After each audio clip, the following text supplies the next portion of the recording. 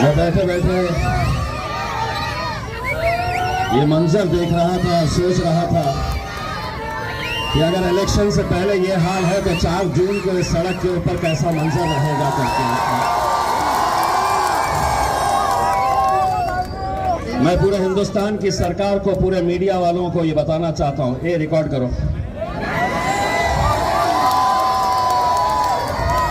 तुम जितनी ताकत लगा सकते हैं उतनी ताकत लगा लो। मैं यकीन के साथ कहता हूं कि हिंदुस्तान का सबसे बड़ा जश्न अगर कहीं मनाया जाएगा तो औरंगाबाद की सरजमीन के ऊपर मनाया जाएगा।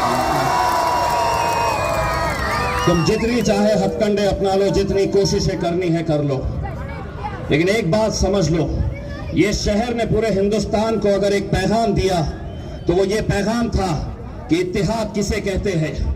उसी इत्तेहाद की बुनियाद के ऊपर अल्हम्दुलिल्लाह पूरे महाराष्ट्र से इकलौता एक मुस्लिम एमपी चुनकर आता है, वो तुम्हारा बेटा, तुम्हारा भाई इम्तियाज जलील है। और उसे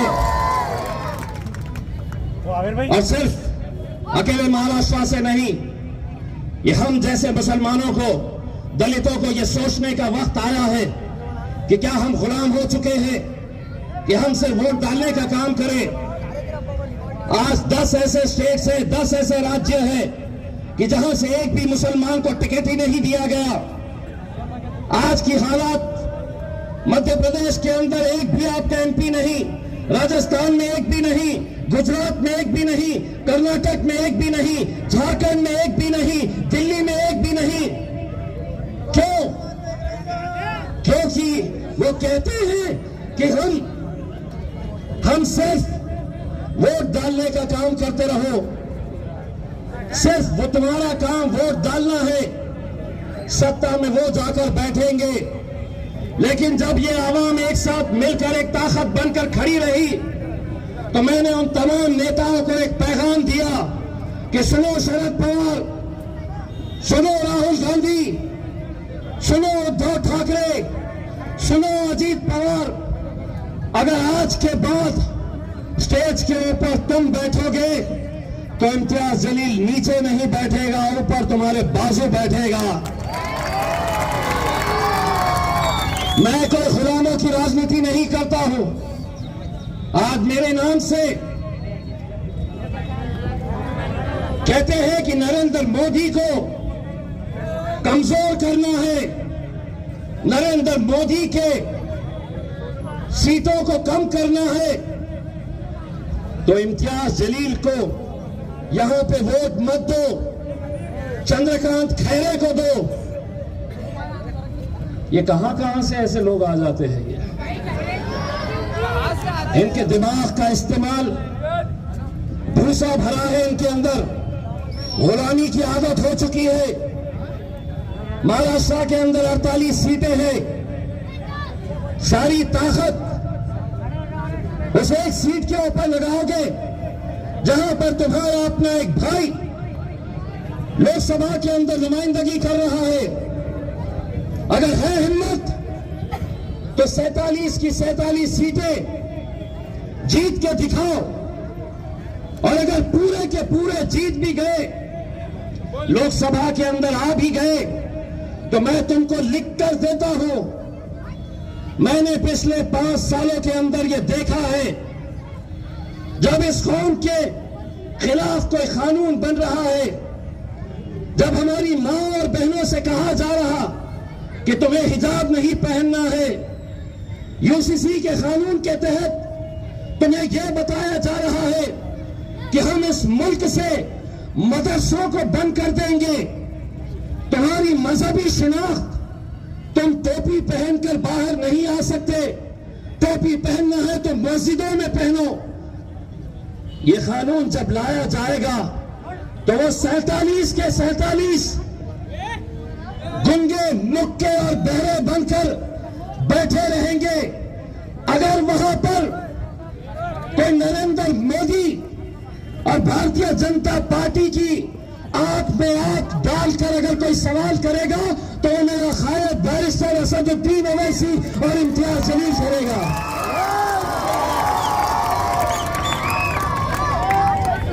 वहां रोज महफिलें सज रही है, रोज महफिलें सज रही है, कभी इसके मकान में, कभी उसके बंगले में। नहीं, मोदी को कमजोर करना है। ए सुनो, हमें कोई 10, 20, 25, 50 एमपीज की बात नहीं कर रहे हैं। वो 300 आ जाए, हम तो अल्हम्दुलिल्लाह उनके ऊपर भारी पड़ेंगे कभी भी।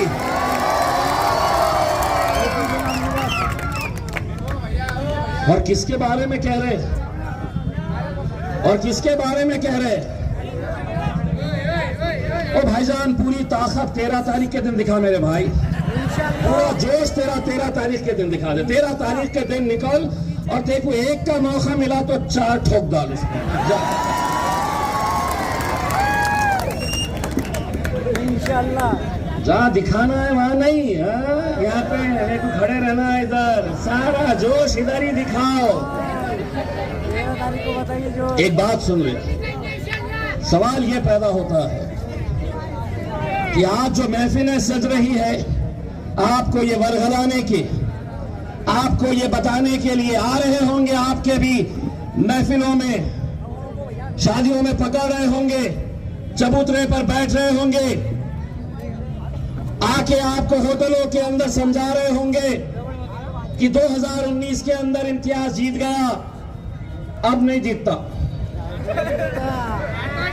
पूरा दिमाग लगा के तुमको समझाने की कोशिश कर रहे होंगे। ये कौन है मालूम? 2019 में यही चंडाल चौगड़ी घूमती थी शहर में। 2019 में जब इम्तियाज जलील 28 दिन पहले पूना से आया यहां पर और कहा कि मैं आमदारकी का इलेक्शन लड़ूंगा, तो मुझे देखकर हंसते थे, तुमको कौन पहचानता है, कैसे जीतोगे? मैंने कहा अगर इम्तियाज जलील खड़ा है और उसकी नीयत अगर साफ रही तो अल्लाह उसके लिए रास्ते बनाएगा। और अल्हम्दुलिल्लाह जीत गया। 5 साल धंधे बंद सबके, खादी के कपड़े लपेट के अलमारी में डाल दिए। जैसे इम्तियाज जलील 2019 के अंदर बोला कि अब मैं एमपी बनूंगा, फिर कपड़े निकाल लिए खादी के, फिर मार्केट में निकल गए। कैसे आता बताओ, कैसे आता? कागज की चिट्ठी, छोटी डायरी, पेन लेके जहां मिल रहा वहां पे निकाल रहे। देखो, मराठा इतने, दलित इतने, ओबीसी इतने, मुसलमान इतने, मुसलमानों का वोटिंग परसेंटेज होगा देखो 50% है ना भैया, 50 ना, नहीं 55 भी हो गया। कैसा आता? और उस वक्त मैं ये कहता था कि नादानो, तुम्हारा ईमान इतना कमजोर है कि तुम मेरा हिसाब जमीन पर निकाल रहे, लेकिन मेरा हिसाब तो मेरा रब वहां पर कर रहा है मेरे भाई, वहां पर कर रहा है। और आज फिर आ गए, पूरा घूम रहे। ये एक अलग गैंग यहां पे घूम रही है, दूसरी कहां घूम रही मालूम क्या? एक बंदा पूरे शहर में घूम रहा है झोली फैलाते हुए, दे दे दे दे दे दे दे दे दे दे दे दे दे दे दे। मेरे को फिक्र उसकी इस बात के लिए होने लगी, और इसमें से कोई जान पहचान का है तो मेरी तरफ से एक मशवरा दे दो। इतना जोश में झोली उठा रहा है कि कहीं उसके नारे को खतरा ना हो जाए। तो बेल्ट वेल्ट बांध के निकल मेरे राजा। ये कहां से आ रहे हैं ये लोग मेरे शहर में, मुझे समझ में नहीं आ रहा। अच्छा, अब एक बात सुन ले, एमपी का लड़ने का इख्तियार सबको है साहब, हर आम आदमी भी लड़ सकता है, जमहूरियत है, कोई भी लड़ सकता है। सिर्फ एक कंडीशन है मेरी, यहां पे किरारपुरे के अंदर आना, यहां पर मैं एक है तो ऐसा बोर्ड लगाऊंगा, उसके ऊपर सिर्फ अंग्रेजी में लिख के बताना, मेंबर ऑफ पार्लियामेंट। अबे पार्लियामेंट बोले तो कानून जहां पे बनते हैं, इन नौजवानों के कानून, हमारी माँ और बहनों के कानून, हमारे आज शरीयत के कानून भी वहां पर बन रहे हैं। हर कानून वहां पर बनता है। और एक बात ये भी बता दो, ईवीएम की जो मशीन होती है उसमें जितने वोट पड़ते हैं उतने ही रहते हैं। तुम बढ़ा नहीं सकते। मतलब ईवीएम मशीन में भाई साहब को अगर 20 मिले तो बाहर आके खड़े हो जाएंगे 20 का 40, 20 का 40, 20 का 40 बोल के। पुरानी आदत, अम्बा अफसरा, अंजलि बोलेंगे बढ़ा देता, 20 का 40 कर देता। भाई जितना है देखिए, आप लड़िए साहब, लेकिन क्यों आप अच्छी तरह से जानते हैं कि आपको क्यों खड़ा किया गया है, किसने खड़ा किया है। सिर्फ और सिर्फ मुसलमानों की, दलितों की, पिछड़ों की आवाज उसको यहां से खत्म करने के लिए। गूंगे, मुक्के और बहरे होते तो शायद नजरअंदाज कर देते, लेकिन तकलीफ इसी बात की है कि असदुद्दीन अवैसी एक अकेला था। लोग कहते थे कि अकेला रहेगा, लेकिन अल्हम्दुलिल्लाह इस इत्तिहाद की बदौलत आज असदुद्दीन अवैसी अकेला नहीं है, उनका भाई इम्तियाज जलील भी वहां पर जाकर बैठता है। बस तकलीफ इसी बात की सदा रही है। एक के दो आ गए, दूसरा वाला भी बहुत बोलता है, इतना बोलता है। पहले दिन जब गया पार्लियामेंट के अंदर तो नरेंद्र मोदी ने अमित शाह को फोन करके पूछा, रे सांबा कितने आदमी है रे? सरकार वो 2 आए हैं, लेकिन अपन 300 पे भारी है। मेरे भाई, ये इलेक्शन कोई आम इलेक्शन नहीं है। ये इलेक्शन एक ऐसा इलेक्शन है जो हमारा मुस्तकबिल तय करने वाला है। आपको मैं डरा नहीं रहा हूं, लेकिन ऐसे ऐसे कानून बनाए जाने वाले हैं, ऐसे कानून लाए जाने वाले हैं कि जिससे हमारी आने वाली नस्ल, हमारी माएं और बहनें हमारे मदरसे रहेंगे नहीं रहेंगे, हमें किस तरह की तालीम, हमारे स्कूलों के अंदर तुम्हें क्या पढ़ाया जाएगा, ये सब बातों के फैसले वहां पर होने वाले हैं। दोस्तों, एक बात मैं और कहना चाहता हूं, और आज ये महफिल देखकर मैं जरूरी समझता हूं कि इम्तियाज जलील ने इनके बारे में ऐसा कहा, उनके बारे में ऐसा कहा, तो सुनिए। हिकमतन आज जिस दौर के अंदर हम जी रहे हैं, जो हालात है, पुणे के करीब सतारा जिले का एक छोटा सा गांव, 31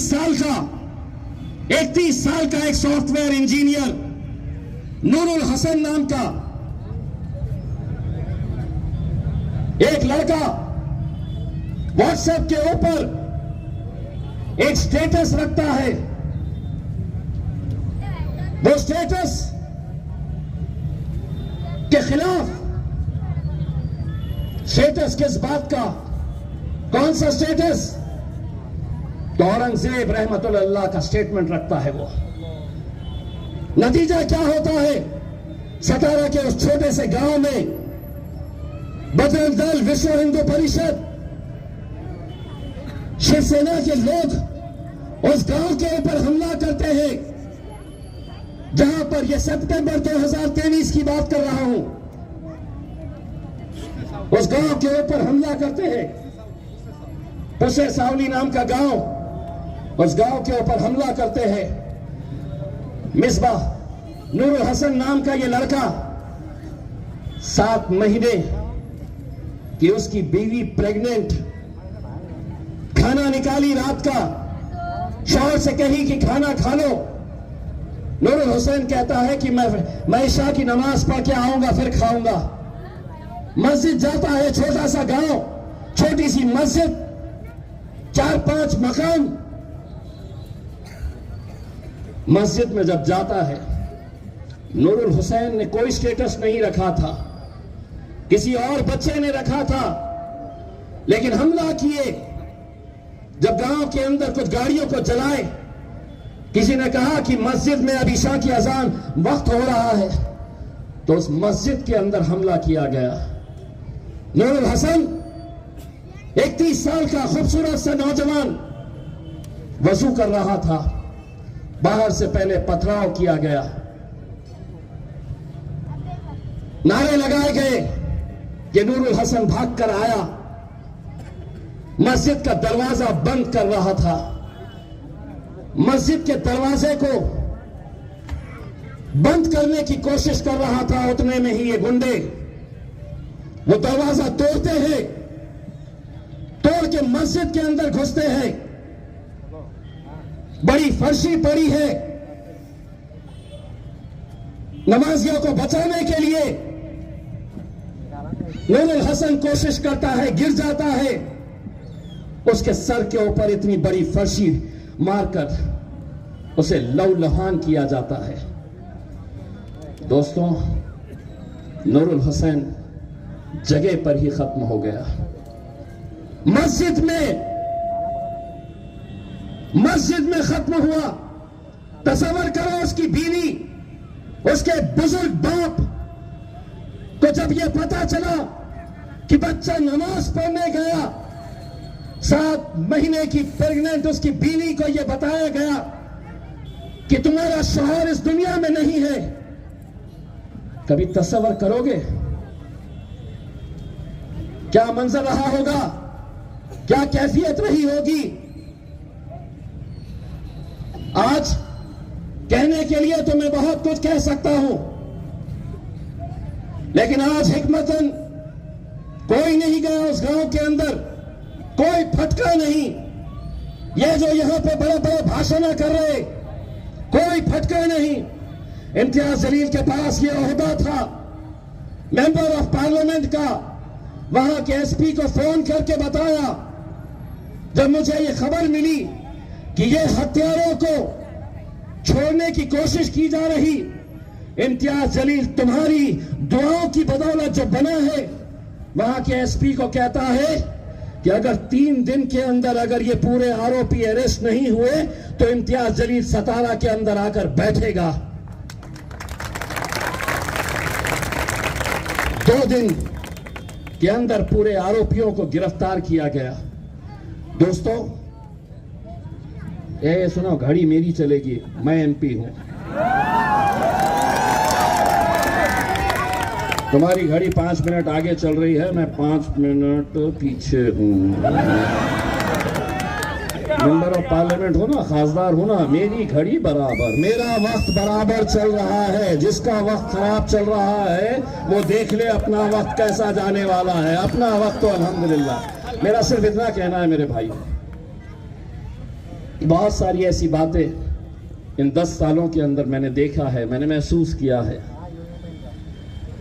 भड़काने के लिए, नौजवान बच्चों के जज्बात को खेलने के लिए, किराड़पुरे का वो दंगल आज भी मुझे याद है। उस वक्त भी मैंने इस मुल्क के वजीर आजम को एक पत्र लिखा था, अमित शाह को एक लेटर लिखा था, महाराष्ट्र के मुख्यमंत्री को एक लेटर लिखा था और ये कहा था कि ये जो यहां पर दंगा हुआ है उसमें मेरा किराड़पुरे का कोई नौजवान शामिल नहीं है।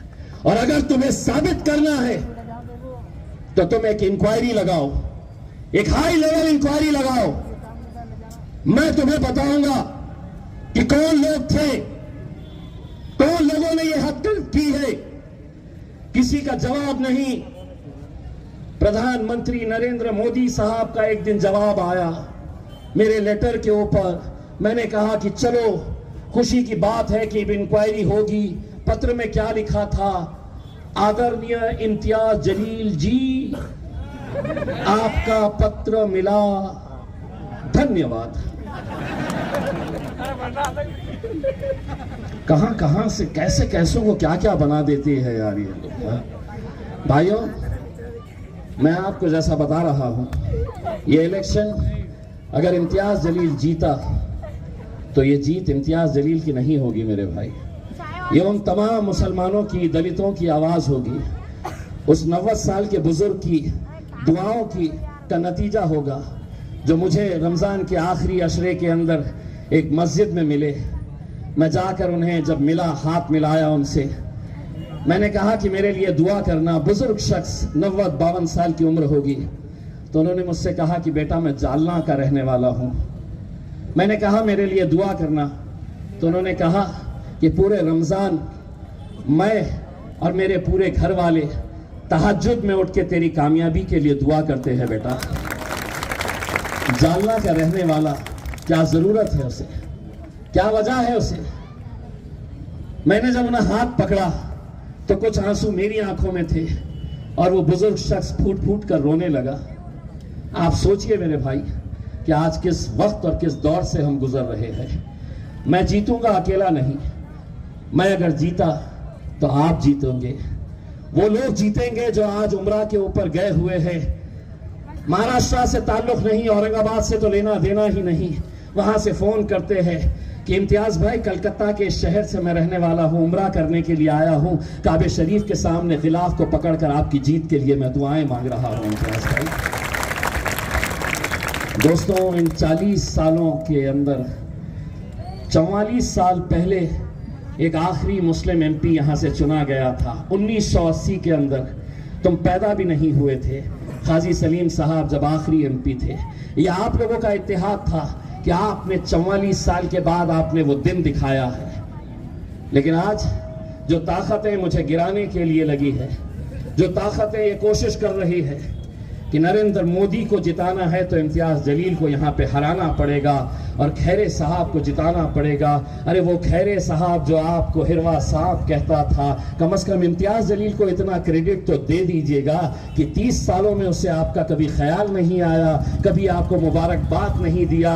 लेकिन इस बार ईदगाह के अंदर बड़े अच्छे तरीके से आके खड़ा हुआ था और उनके जो 2 पंटर उनके पीछे खड़े थे तो उनको कह रहे थे कि साहब अब ये आएंगे आपके पास तो सबको सलाम करना, सलाम अलैकुम सलाम अलैकुम सलाम अलैकुम सलाम अलैकुम सलाम अलैकुम। अल्हम्दुलिल्लाह। और यहीं पे नहीं रुके जनाब, बाद में एक बयान भी दे डाले, ऐसा बयान कि जैसे मौलाना बोल रहे हैं मुसलमानों 5 वक्त की नमाज पढ़ो, और नमाज पढ़ना चाहिए। और नमाज पढ़ के जब बाहर निकले तो बाहर लोग खड़े रहते हैं तो क्या करो, फूको। अब हम क्या करेंगे, उनको मालूम है कि फूके तो कुछ अच्छा होता। अब नेक्स्ट टाइम मेरे सामने जब आएंगे तो मैं क्या करूंगा, ला हौल वला कुव्वत इल्ला बिल्लाहिल अलीयुल अज़ीम, फूक करके फूका देंगे। उसके अंदर उनका गेम हो जाता है, उसके फूकने के अंदर उसमें। बस मेरे भाइयों, आप लोगों से इतनी इंतज़ार है कि 13 तारीख के दिन पूरी ताकत के साथ बाहर निकलिए और यहाँ पे तैयारी करिए 4 जून को हिंदुस्तान के सबसे बड़े जश्न की। इंशाल्लाह। बहुत बहुत शुक्रिया। वाखिर दावा अल्हम्दुलिल्लाह।